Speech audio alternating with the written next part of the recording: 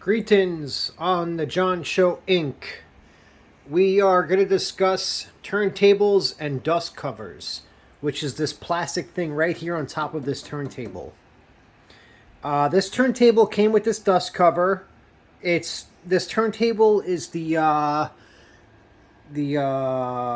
Technica LP120. It's supposed to resemble the Techniques SL1200 MK2. It's basically like a wannabe that, but it's a cheaper, newer version.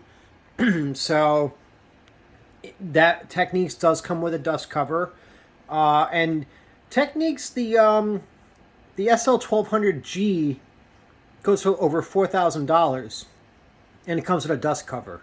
But if you notice that turntables that are more higher end than that are like $8,000, $12,000, $20,000, those turntables don't come with a dust cover. Only the cheaper ones. And the more cheaper they are, the more likely they are going to have a dust cover.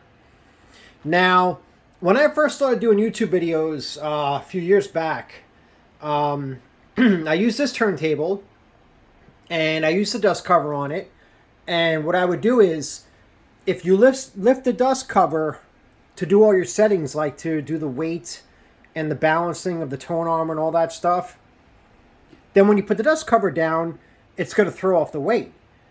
So basically, if you're going to play a record and you want it to sound pristine the way it's supposed to, you have to leave the dust cover up.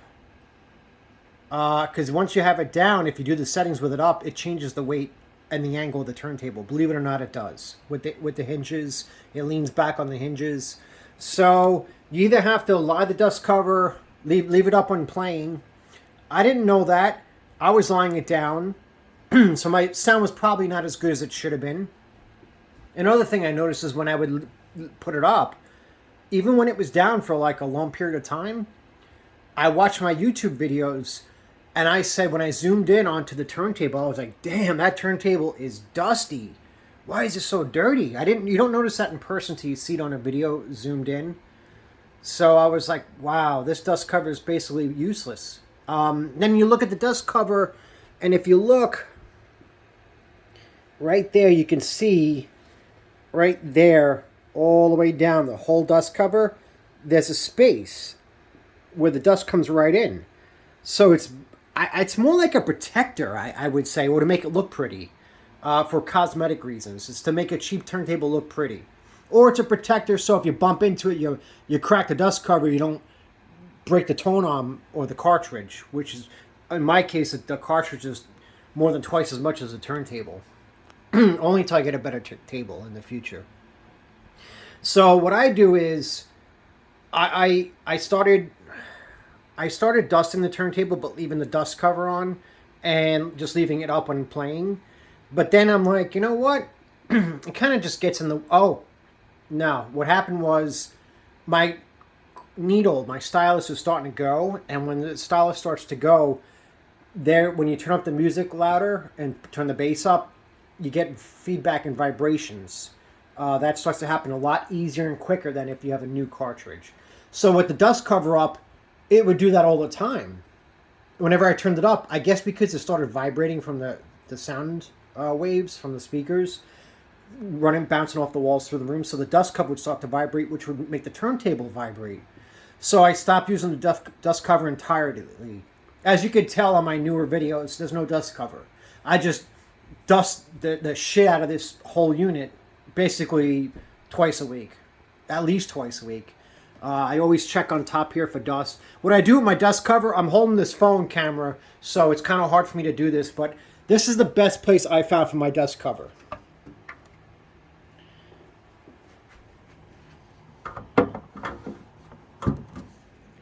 Right there.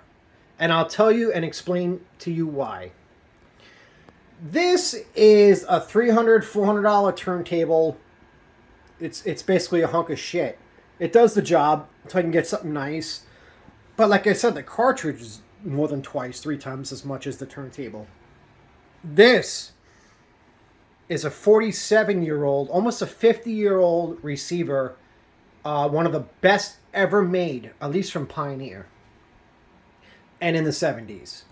It's basically almost as old as I am. pretty much. And it's everything is original, and it sounds and plays perfect. Knock on wood. The last thing I want to do is get dust inside this, especially with all those little holes up top. So what I do is I just leave the dust cover on there, and hopefully if it's not good. There's, like I said, there's holes under here, so it's not going to prevent dust from getting in there, but it might help like 10, 20, 30%. And then I could always feel this and see if there's ever, like, if I start seeing dust accumulating, I'll dust the dust cover, I'll dust the whole receiver, and I will take this lid off and dust the top grill up here. Everything, even the back of it. And because I love this thing, I want this to last. I want it to outlive me, basically, so someone else can enjoy it after me. It's a phenomenal unit. It's the SX1250, and so I figure this is what I'm going to need to protect. Not that crappy little turntable, this thing. So if I'm going to put any use to that dust cover, it's to help keep dust out of this. And this unit, if you look for it online in excellent condition like this one, you're looking at between $3,000 and $5,000, and it's only going to go up. These are irreplaceable. They don't make them anymore. So that's what I do with my dust cover. And then I will just, when I want to dust, I move my little duster, which is funny because I'm using a duster to dust, and I'm moving my duster out of the way. So I'll take this guy right here, this big chamois duster. I like this because it actually attracts dust to it, so you don't really have to do much. You just basically, and if you push down gently, you can see it gets under the tone arm, and it gets pretty much everywhere. Even that cartridge in the back, my what is it, the M97XE, the Shure cartridge, I could dust that very gently.